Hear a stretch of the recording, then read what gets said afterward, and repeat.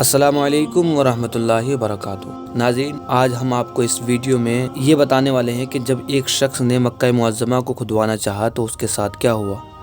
آئیے سب کچھ اس ویڈیو میں جانتے ہیں، لیکن اس سے پہلے آپ سے گزارش ہے کہ ویڈیو کو آخر تک ضرور دیکھیں۔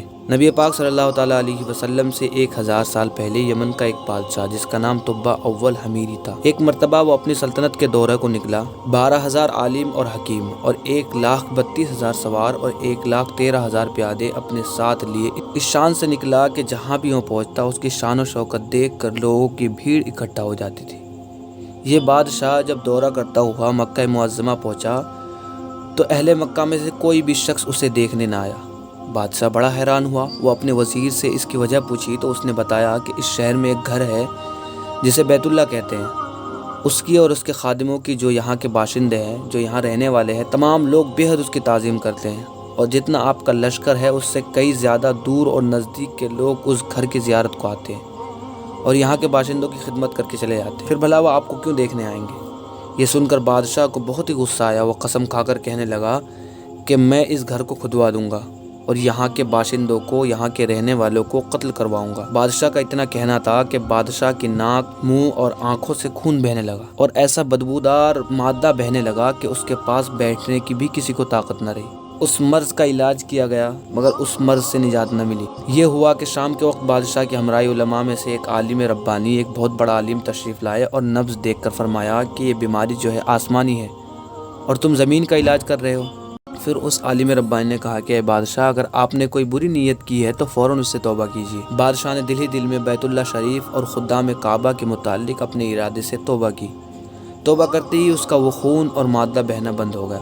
پھر صحت کی خوشی میں اس نے بیت اللہ شریف کو ریشمی غلاف چڑھایا اور شہر کے ہر باشندے کو 7 اشرفی اور 7 ریشمی جوڑے نظر کیے۔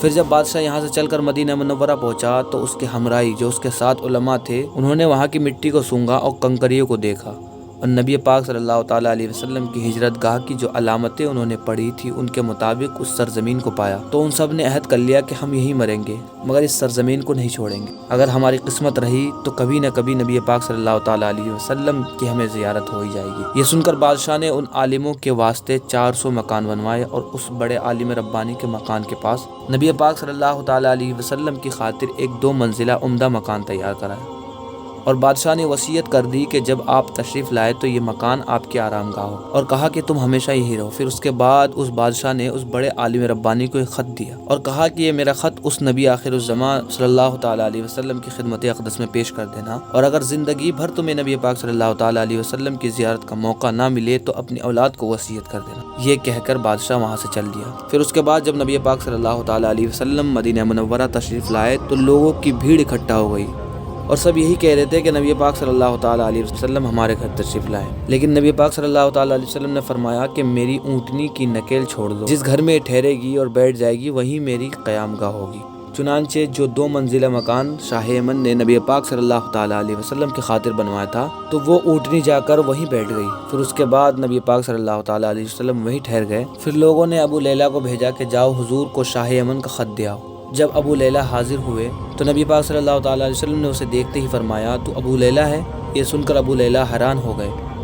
حضور نے پھر فرمایا کہ میں محمد رسول اللہ صلی اللہ تعالیٰ علیہ وسلم ہوں، اور شاہ یمن کا جو میرا خط تمہارے پاس ہے وہ لاؤ مجھے دو۔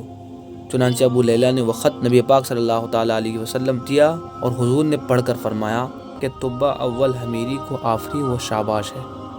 ناظرین، اس واقعے سے یہ پتہ چلتا ہے کہ نبی پاک صلی اللہ تعالیٰ علیہ وسلم کا ہر زمانے میں چرچا رہا ہے اور خوش قسمت افراد نے ہر دور میں حضور سے فیض پایا ہے۔ اللہ رب العزت کی بارگاہ میں دعا ہے کہ ہم سب کو نبی پاک صلی اللہ تعالیٰ علیہ وسلم سے محبت کی توفیق عطا فرمائے، آمین۔